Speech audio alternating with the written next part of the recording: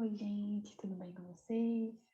Faz um tempinho que a gente não se vê, mas vou me apresentar de novo. Sou a professora Mariane, de Geografia Política, e hoje a gente vai falar um pouquinho sobre urbanização. Vamos dar início, então, à nossa aula de hoje. Aqui para vocês. Hoje, na nossa aula, a gente vai ver o conceito de urbanização. A gente também vai ter um glossário especial sobre algumas palavrinhas importantes para vocês entenderem dentro de urbanização. Conceito de cidade, processo da urbanização e o processo da urbanização dentro do Brasil, vou passar bem rapidinho para vocês, e urbanização e meio ambiente. Na nossa próxima aula a gente vai trabalhar um pouquinho, eu acho que sobre industrialização, então vai continuar o assunto. Então vamos começar. Dentro do conceito da urbanização, o que a gente entende por urbanização é processo de afastamento das características rurais de um lugar ou região para características urbanas. Então, é quando a população da cidade começa a ser maior do que a população rural. E, geralmente, está associado ao desenvolvimento da civilização e da tecnologia, que é junto com a industrialização e tudo mais. Porém, vocês têm que ter muito cuidado, porque urbanização não é a mesma coisa que crescimento urbano. Ela fala a respeito à população e o crescimento urbano é uma expansão física de uma cidade, ou seja, é o aumento em área de crescimento urbano e também toda a parte de organização urbana dessa cidade, tipo, você ter lugares que estão com calçadas boas, criação de novas ruas, de novos bairros, tudo isso envolve crescimento urbano e não urbanização. Vamos começar então com o nosso glossário. A metrópole. Elas são zonas centrais que possuem alto nível de importância e de influência. Então, dentro da nossa cidade, a gente vai ter a metrópole, que vão ser esses lugares centrais mais importantes economicamente falando, né? Até populacionalmente também. Mas a gente, bom, como a gente tem, por exemplo, um comércio muito forte, a gente também vai ter uma quantidade de casas e uma quantidade de pessoas morando lá muito maior do que, por exemplo, em lugares que o comércio que não é desenvolvido economicamente bem, né? Depois a gente tem a região metropolitana, que é um conjunto formado pela metrópole, e as cidades satélites que crescem na órbita da metrópole e formam intensos fluxos, ou seja, o núcleo urbano e as áreas vizinhas menos povoadas. Por exemplo, São Paulo é uma metrópole. A área em volta de São Paulo vai ser região metropolitana, que é como a gente fala, região metropolitana, por exemplo, do ABC, que é Santo André. Quais são as cidades? Esqueci agora. Mas, enfim, a região do ABC, por exemplo, ela é a região metropolitana de São Paulo. Conurbação é a área urbana hiperdesenvolvida lado a lado, ou seja, é a junção física das cidades. Então, a gente tem, por exemplo, essa região metropolitana, quando você olha no mapa, a conurbação, ela não vai ser desenvolvida pelos limites da cidade, ela vai passar os limites da cidade e vai ser uma área hiperdesenvolvida ao longo dessas cidades. A megacidade, ela cedia uma aglomeração urbana superior a 10 milhões de habitantes e tem um ritmo de urbanização mais frenético e mais constante. Em 3 décadas, o número de megacidades foi de 3 para 27. Então, megacidades a gente considera, por exemplo, Nova York, também tem Tóquio, no Japão, pode ser considerado uma megacidade. Megalópole são manchas urbanas extensas formadas a partir de 2 ou mais metrópoles, ou regiões metropolitanas, como, por exemplo, a gente tem a Boston, que é tipo a cidade de Boston, Washington, que fica nos Estados Unidos. Essa seria uma megalópole, né, porque são 2 cidades que estão próximas umas das outras, e tem é uma mancha urbana muito extensa e muito grande. Ou aqui, por exemplo, no Brasil, a teoria era para ser Rio-São Paulo, a nossa megalópole. Tanto que foram feitas algumas construções urbanas pensando nessa construção dessa megalópole Rio-São Paulo, mas o que aconteceu foi que, na verdade, cresceu para o outro lado e a gente também é considerado uma megalópole essa região de São Paulo, Santos e Campinas, que são três cidades muito importantes dentro do estado de São Paulo e para o Brasil também a gente considera uma megalópole, porque Rio-São Paulo é meio complicado porque a distância é maior e não é assim, é de fácil acesso, mas não é de tão fácil acesso como, por exemplo, São Paulo, Santos e Campinas. Vamos agora para o conceito de cidade. Aqui no Brasil, a gente tem determinadas cidades que tem a presença do setor político administrativo independente do número de habitantes. Então, por exemplo, em outros lugares do mundo, a gente não tem essa determinação. O que determina é a quantidade de habitantes. Se eu não me engano, uma cidade é considerada cidade a partir de 20 mil habitantes em outros lugares do mundo, por exemplo. Aqui, o que determina é se a gente tem a presença desse setor público administrativo. É necessária a presença da união dos três poderes na caracterização do espaço urbano. Então, você tem que ter vereadores, você tem que ter o prefeito, você tem que ter essa união dos três poderes dentro da cidade, para ela ser uma cidade. Tanto que a gente tem muitas cidades pequenas, né? Cidades de 5 mil habitantes, 10 mil habitantes, que não seriam consideradas em outros lugares.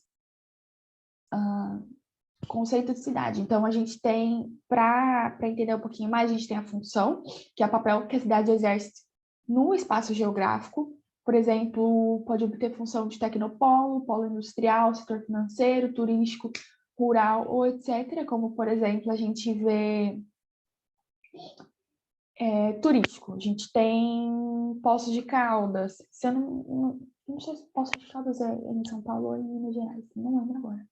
Mas tem Poços de Caldas, por exemplo, que é uma cidade turística. A gente vai ter Barra Bonita, que também é uma cidade que passa o Rio Tietê do lado, que também é uma cidade turística, por conta do Rio Tietê que passa, né, no meio. A gente tem, por exemplo, cidade rural. Pode ser considerada Ribeirão Preto, Sertãozinho, que a gente tem um polo... Ribeirão Preto era mais antes, né? A gente tinha o polo de café muito grande. Aqui em Sertãozinho a gente tem ainda mais ou menos um polo de cana muito grande. Então a gente pode considerar essas cidades fundamentais na parte rural, né? Na parte de indústria também muito grande. A rede são conexões no espaço. Quando mais funções, mais conexões em rede a cidade vai ter. Por exemplo, rodovias, aeroportos, dutos que interligam e dão acesso a determinada cidade. Então, por exemplo, a gente tem... Vou pegar o exemplo aqui da região. Não sei, né, onde vocês moram, mas da minha região. Por exemplo, a Ribeirão Preto. É uma cidade que ela tem uma via turística pouca, mas ela tem polos industriais muito fortes, ela tem o setor rural, né, de agronegócio também muito forte ainda, e por isso o setor financeiro vai rodar com mais facilidade. Então, ela vai ter mais entradas do que outras cidades menores. A gente tem as rodovias que interligam Ribeirão com muita mais facilidade. Em Ribeirão também tem um aeroporto, que é um dos únicos aqui na região, né? E então tem mais facilidade em você chegar em Ribeirão Preto. Tem mais redes de conexões para esse espaço, né? Para a função que deram a Ribeirão Preto. E hierarquia. A posição na escala de urbanização. Por exemplo, a gente tem a metrópole regional, que pode ser Belo Horizonte, fica em Minas Gerais, Fortaleza, Salvador, metrópole nacional, que São Paulo, Rio de Janeiro, metrópole regional, que é São José dos Campos, a gente tem Londrina, a gente tem Uberlândia, Foz do Iguaçu, Ribeirão Preto também pode ser considerada. Londrina a gente tem a UEL, né? Vamos lá, então. Gente, desculpa a minha voz, tá? Eu tô meio gripada, tá? Tá tudo bem comigo, eu só tô meio gripada. Processo de urbanização, então, vamos agora ver. Se eu estiver falando muito rápido, vocês sintam-se à vontade de parar e voltar um pouquinho, ou depois me mandar mensagem para pedir para eu explicar de novo, tá?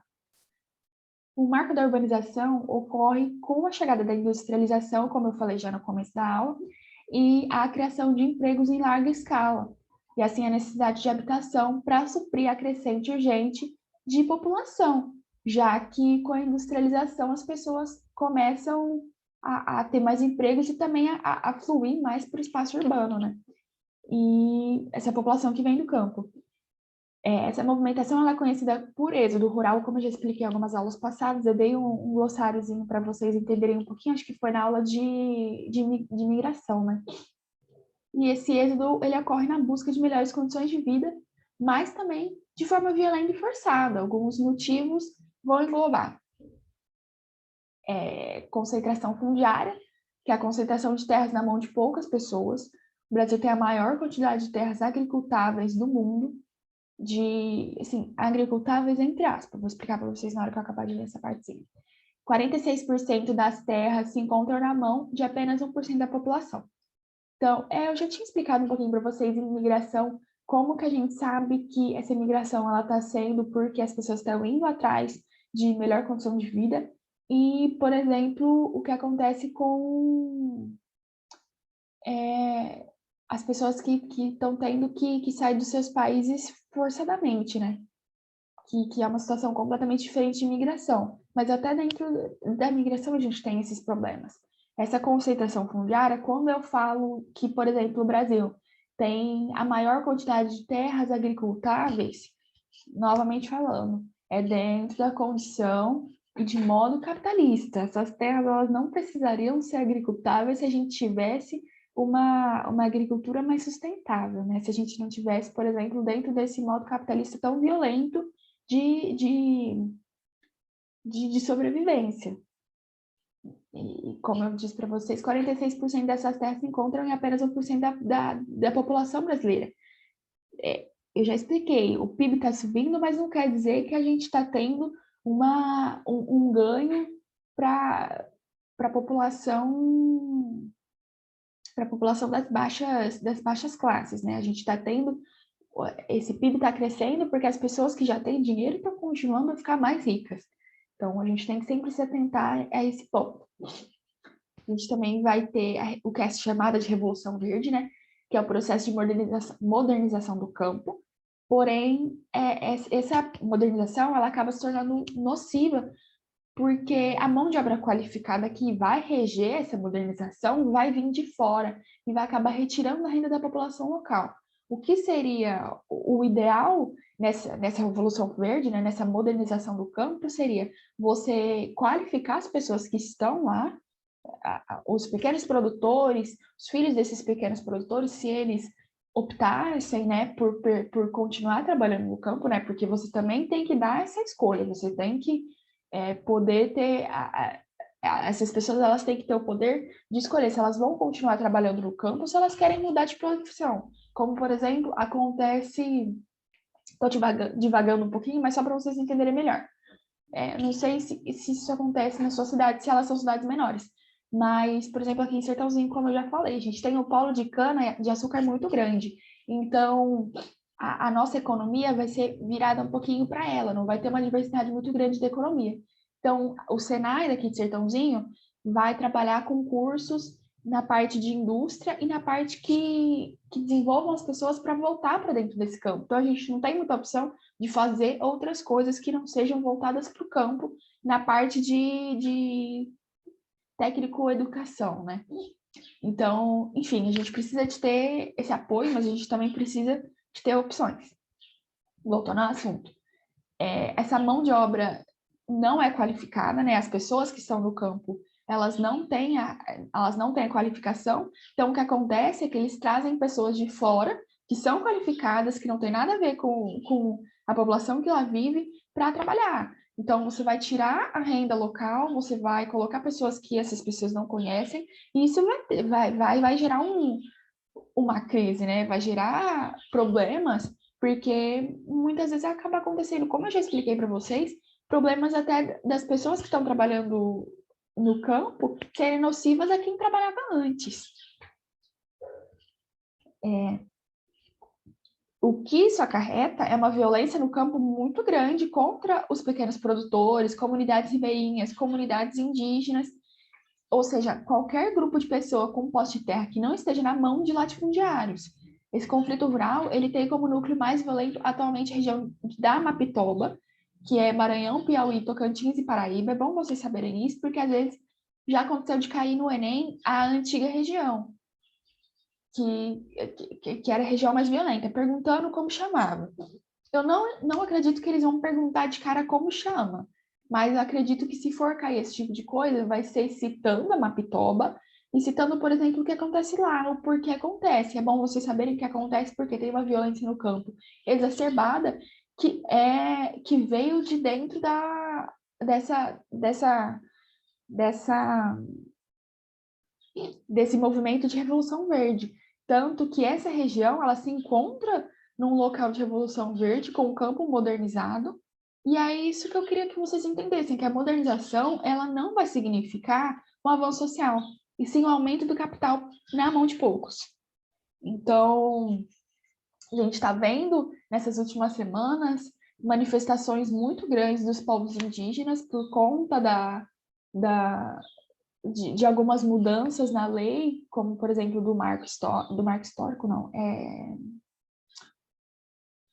da demarcação territorial, né? Então, um pouquinho antes disso, acho que faz mais ou menos um mês, rolou por aí uma filmagem de uma comunidade que estava sendo atacada por fazendeiros. Os fazendeiros estavam passando de barco e atirando contra essa comunidade. Então, assim, é uma situação extremamente nociva e violenta contra as pessoas que vivem no campo e contra as pessoas que já estavam lá antes de toda essa revolução verde, né? Então, por isso que eu falo que modernização não significa necessariamente esse avanço social. É só, mais uma vez, uma forma de aumentar o capital. Nesse processo de urbanização também, a gente vai perceber a segregação socioespacial, que é um outro ponto muito importante da urbanização. Essa segregação socioespacial, ela vai dividir o espaço da cidade por classes sociais, com áreas típicas das diferentes classes. Ou seja, a cidade ela vai ser a materialização da disputa de classe. Ela é produto do capitalismo e sobrevive por conta da desigualdade que está presente no cenário geográfico. Então, a gente sabe que isso acontece porque a gente vê, né, isso é visível dentro das nossas cidades, que vão ter bairros mais pobres, vão ter bairros mais carentes, e vão ter bairros que você não vai nem conseguir entrar direito, que vai ter um segurança em cada esquina tomando conta das casas. São casas que não têm portão, são casas extremamente luxuosas, que às vezes moram 3, 4 pessoas só no máximo. Do outro lado, a gente vai ter favelas, a gente vai ter cortiços, casas extremamente pequenas, que não estão construídas e não tem condição boa o suficiente para manter as pessoas que lá vivem. Isso é segregação socioespacial. Isso foi feito desde o começo da organização espacial dessas cidades. O surgimento das favelas, por exemplo, vem disso, né? Não disso, vem de quando aconteceu o fim da escravização, que a população negra não tinha onde morar, então elas subiram para os morros e começaram a formar as favelas. Então, assim, segregação socioespacial vem de bem antes, revolta da vacina está aí para a gente ver isso. Era uma limpeza socioespacial que estava acontecendo, né? As pessoas pobres elas estavam sendo retiradas das casas para deixar as avenidas bonitas, para deixar as avenidas limpas, para as classes mais ricas conseguirem andar e não precisar olhar na cara de pobre. Então, a gente vê isso há muito tempo e isso vai continuar. Por exemplo, agora está acontecendo muito, é um absurdo, ainda na pandemia, tomada de posse pela polícia militar, chegando em favela, chegando em barraco e botando tudo abaixo, porque essas pessoas não podiam estar ali. Então, mas não podiam estar ali por quê? Sabe? Essas pessoas já não têm lugar para morar, então elas arrumaram um lugar para tentar morar, e aí atos extremamente violentos, porque essas pessoas vão ficar na rua, em plena pandemia ainda, que já bateu 500 mil pessoas que já se foram aqui no Brasil por causa da pandemia. Então, assim, situações extremamente violentas contra a nossa população. Dentro dessa segregação socioespacial também, a gente vai encontrar as áreas econômicas socialmente estruturadas aptas à classe alta, que são lugares que a gente vai ver que tem mais estrutura. São lugares que vão ter pracinhas mais bonitas, vão ter lojas mais caras, vão ter, como eu já falei, são casas que não têm nem portão direito, que elas vão ter um cuidado maior com segurança. São lugares que foram estruturados para classe alta, para classe média alta e para classe alta, né? O que vai acarretar na periferização de certa região, que será ocupada pela população marginalizada que não consegue arcar economicamente com o estilo de vida de outras áreas econômicas. Porque não adianta, se uma pessoa ganha um salário mínimo de R$ 1.200, ela não vai conseguir se manter numa região de classe alta, porque R$ 1.200 às vezes vai ser metade de um aluguel, por exemplo. A gente vai ver, então, o surgimento da especulação imobiliária também, que é a compra ou aquisição de bens e imóveis com a finalidade de vendê-los ou alugá-los posteriormente, na expectativa de que seu valor de mercado aumente durante o lapso decorrido. Então, são pessoas que elas já têm as próprias casas, elas vão alugar casas para outras pessoas, mas dependendo da situação econômica que essa região está vivendo, ela vai subir ou descer o preço. Isso é especulação imobiliária. Isso é muito grave. Por exemplo, um tipo de especulação especula-se que seja especulação imobiliária. Não sei se vocês estão acompanhando, por exemplo, o caso daquele cara do Lázaro, que ele foi morto pela polícia. Saíram algumas notícias falando que ele estava se escondendo dentro da casa de um fazendeiro. E esse fazendeiro estava usando o Lázaro como meio de especulação imobiliária, porque as casas do lado e as terras ao redor dessa fazenda, o preço estava caindo e ele estava conseguindo comprar mais. Isso faz parte de especulação imobiliária. Não sei se vocês conseguiram entender. Foi um exemplo que agora pulou na minha cabeça. Depois vocês deem uma procuradinha mais nas notícias que estão saindo sobre as investigações. É interessante ver como se funciona no campo. Tá, vamos lá.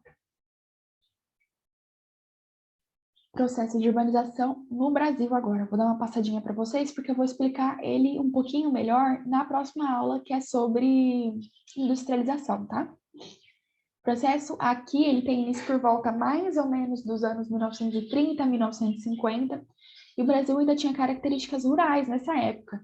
Porém, ele era pressionado principalmente pelos Estados Unidos a seguir a nova dinâmica do capital, que, como a gente já viu, era uma dinâmica neoliberal.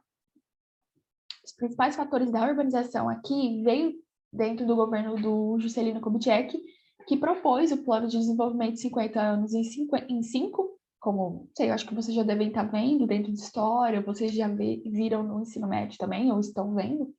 E nesse plano de meta, a gente vê a estruturação da urbanização e o crescimento da economia de mercado brasileiro. Porém, assim, passando bem por cima, esse plano de meta, ele quis desenvolver o Brasil 55 anos, né, para conseguir rodar mais a economia do Brasil e ele conseguir se desenvolver, se urbanizar e se industrializar mais rápido. Mas o que aconteceu é que esse desenvolvimento, para ele ser possível, para o JK, ele vai agir de uma forma restringir a vida do pequeno produtor do campo, por exemplo. Então, ele vai dificultar, por exemplo, a compra de sementes por esses produtores e outros tipos de produtos agrícolas, porque se o pequeno produtor, em primeiro lugar, ele não consegue comprar semente porque a semente está muito cara, como que ele vai plantar, né? Então, ele começa a restringir e fazer de tudo para que não houvesse outra solução a não ser a venda das terras aos latifundiários, que trabalham na produção de monoculturas, assim como a soja e o milho. Então, quando o pequeno produtor ele não consegue ter acesso, por exemplo, ao básico para ele conseguir fazer essa produção agrícola, ele não vai ter uma renda fixa, ele não vai conseguir tirar dinheiro, porque ele não vai conseguir nem vender. E por isso que vai acontecer é que eles vão acabar perdendo essas terras, tendo que vender para grandes donos de terra, para grandes latifundiários, que vão, dentro do plano do Juscelino Kubitschek, conseguir, pelo que ele queria, né, conseguir o desenvolvimento do campo, por exemplo, dentro dessa Revolução Verde, né? O que é muito ruim, porque eles trabalham, o latifundiário acaba trabalhando sempre dentro dessa produção de monocultura. A gente sabe que monocultura é péssimo para o solo, porque se você planta uma coisa só, o solo vai acabar ficando pobre e infértil depois de um tempo. E é muito difícil você conseguir reestruturar esse solo. Então a gente acaba perdendo. Com o fluxo intenso desse êxodo rural, a estrutura das cidades ela não vai acompanhar o crescimento populacional. E daí vai surgir uma organização irregular desorganizada. A urbanização aqui no Brasil, ela cresceu em cima dessa organização irregular e desorganizada, porque foi tudo muito rápido, foi tudo muito feito às pressas, não conseguiu ocupar, não conseguiu acompanhar esse fluxo, né? A gente teve um boom da industrialização, só que a gente não teve um boom de crescimento urbano, nem crescimento, sabe, físico das cidades. Então a gente foi colocando uma pessoa em cima de outra pessoa e amontoando isso. O que deu, a gente pode olhar, por exemplo, pelos mapas das cidades, a gente pode ver onde que é dado o centro e para onde que foi crescendo. Passando um pouquinho agora pela urbanização e meio ambiente, muito comum também a gente ver os desastres ambientais dentro das áreas urbanas, como, por exemplo, deslizamento de terras, enchentes, queimada de matos, etc. Esses desastres, eles são consequência direta de como o processo de urbanização ele foi dado naquela cidade. Então, por exemplo, aqui a gente tem sorte porque o Brasil ele está em cima de uma placa tectônica, então a gente não tem terremoto aqui no Brasil, a gente não tem tsunami. Mas isso não quer dizer que a gente não vai ter deslizamento em áreas costeiras, em áreas... Porque, assim, área costeira e área de mar, a gente vai ter uma quantidade maior de montanhas, né? E, como, por exemplo, Rio de Janeiro. A gente vê acontecer muito isso de deslizamento de terra. As favelas foram construídas nesses lugares, então a gente não vai ter mais árvore, porque tiveram que cortar todas as árvores para colocar habitação para essas pessoas que foram segregadas economicamente e socialmente. Elas já são pessoas que têm problema em descer essas favelas, porque como elas foram segregadas, elas não vão conseguir arrumar um emprego muito fácil fora desses lugares, desses ambientes. E a gente também tem que ver essa parte, né? Se tem casa onde devia ter árvore, quando chover, essa água não vai ser... A árvore ela não vai conseguir segurar a água, então ela não vai ter para onde escoar. Vai acontecer da terra deslizar. A terra vai deslizar em cima de casa, em cima de gente. As enchentes são canalização de rios que foram feitas de forma extremamente violenta. Eu posso trazer depois um pouquinho para vocês sobre o Rio São Francisco, se vocês quiserem. Eu procuro algumas notícias. Eu acho que teve até uma aluna que perguntou para mim, eu acabei esquecendo de mandar para ela. Desculpa se você está vendo essa aula. Então, assim, é canalização de rio que está sendo feita de forma errada. Bueiro tapado porque não tem muito lixo. Então, esse lixo entrou dentro do bueiro e a água não vai ter para onde escorrer de novo quando começar a chover de novo. Então, vai ter enchente. Gente que está tendo que morar na beira de rio, que sofre todo ano quando tem cheia. E sofre todo ano também quando tem seca, porque era a água deles. Como a gente tá vendo que vai ser uma das maiores secas esse ano. Então, queimadas que a gente está vendo, a gente já viu e vai continuar vendo na situação que está, por exemplo, dentro da Amazônia. São queimadas que deixam destruição de hectares e mais hectares. Então, assim, são desastres ambientais que eles podiam ser controlados, eles podiam nem estar acontecendo, mas eles estão acontecendo por conta de ações capitalistas que segregam as classes. e fazem as classes mais pobres terem que ir para lugares que não eram para essas pessoas estarem. Era para ter um controle e um olhar maior ao meio ambiente, porque o meio ambiente não é só uma seca a mais, uma seca a menos, é a gente, né? Enfim. A industrialização vai levar uma urbanização sem preparo físico urbano para o fluxo populacional e marginalização das classes populares e criação das cidades ilegais em territórios que não deveriam ser habitados em condições precárias de infraestrutura. Essas cidades ilegais, elas são criadas, por exemplo, dentro dessas partes segregadas. Que a gente vai ter a cidade legal, que é a cidade onde as classes mais ricas estão, e as cidades ilegais, que é para onde as pessoas nem olham. A agricultura e o consumo de alimentos são os maiores contribuintes, por exemplo, da pegada ecológica, que se apropriam de mais de 60% da capacidade regenerativa do planeta. E 75% dos recursos naturais coletados e minerados são consumidos nas áreas metropolitanas. Então, é uma agricultura extremamente violenta. Como eu já disse, é uma monocultura que vai fazer o solo ficar pobre, não vai conseguir ser plantado mais nada. Mais de 70% da água que a gente consome não é a gente que consome, é a agricultura, muitas vezes não só para irrigação, mas também para gado beber.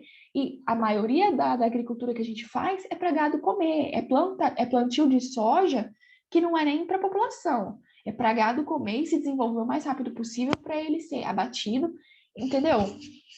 São solos que estão morrendo, é água que está sendo gasta e a nossa bandeira que está subindo, porque a gente está tendo que pagar mais, não só em água, mas também com energia. Animais que estão sendo tratados de forma extremamente violenta no abate. Sim, é uma bola de neve essa parte de urbanização e meio ambiente, né?